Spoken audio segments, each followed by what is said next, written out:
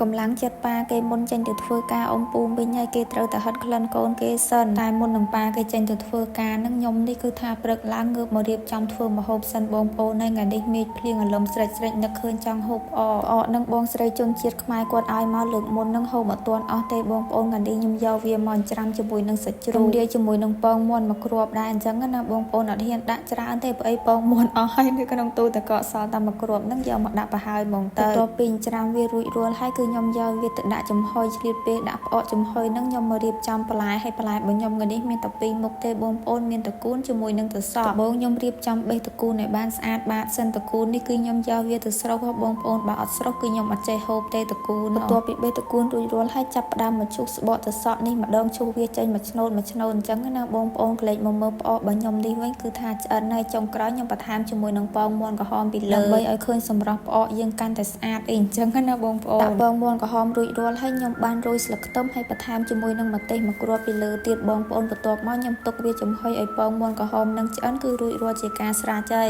នេះគឺខ្ញុំបានធ្វើម្ហូបឲ្យប្តីខ្ញុំពីរមុខផ្សេងដែរខ្ញុំឆាស្ពៃបូកគោមួយមុខហើយមួយមុខនោះគឺខ្ញុំស្ងោរសណ្តែកជាមួយនឹងសាច់ជ្រូកច្រាមព្រោះអីប្តីរបស់ខ្ញុំគាត់អត់ចេះហូបផ្អកទេបងប្អូននៅភ្លុកបានមួយម៉ាត់ពីរម៉ាត់អីហ្នឹងតែបើថាឲ្យគាត់ហូបហ្មងគឺគាត់ហូបអត់កើតទេហើយនិយាយពីថាផ្អកថ្ងៃនេះឆ្ងាញ់ខ្លាំងមែនតើហ្មងបងប្អូនហើយយូរធ្វើហូបម្ដងចំនឹងមេឃភ្លៀងអលឹមស្រេចតិចអញ្ចឹងទៀតអ៊ំពូវិញហើយនិយាយពីថាជាតិខ្លាំងមែនតើហើយកន្លែងនេះកំពុងតែហូបកូនកំលោះរបស់ខ្ញុំគឺសួរថាម៉ាម៉ាឆ្ងាញ់អត់និយាយទៅឲ្យតែពេលហូបបាយអញ្ចឹងដឹងតែគាត់សួរគាត់សួរយើងថាឆ្ងាញ់អត់បើខ្លួនគេវិញគេញ៉ាំផ្ដើគេនិយាយផ្ដើគេថាឆ្ងាញ់ណាស់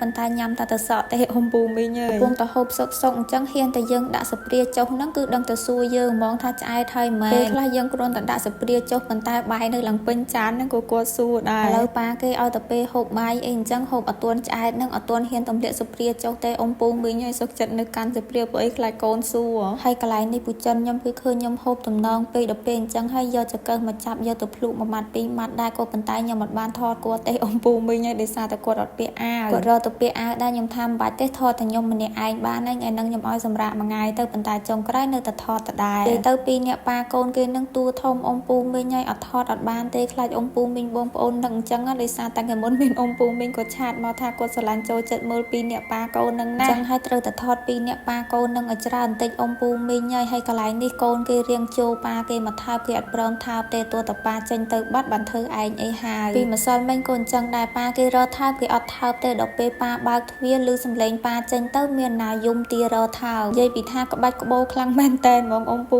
មីងហើយមើលតែមុខទៅដឹងហើយថាខូចប៉ុណ្ណាមកដែរចុងក្រោយនៅតែឲ្យប៉ាថើបដដែលសោះហ្នឹងមិនក៏មិនថើបឲ្យហើយទៅនៅធ្វើឯងអីកាច់រឹកកាច់រៀងហើយឥឡូវបន្ទាប់ពីគេហិតក្លិនកូនគេអីហើយហ្នឹងគឺថារៀបចំចេញទៅធ្វើការហើយវីដេអូរបស់ខ្ញុំថ្ងៃហ្នឹងក៏មានតែប៉ុណ្្នឹងដែរអរគុណបងប្អូនអ៊ំពូមីងទាំងអស់គ្នាជម្រាបលា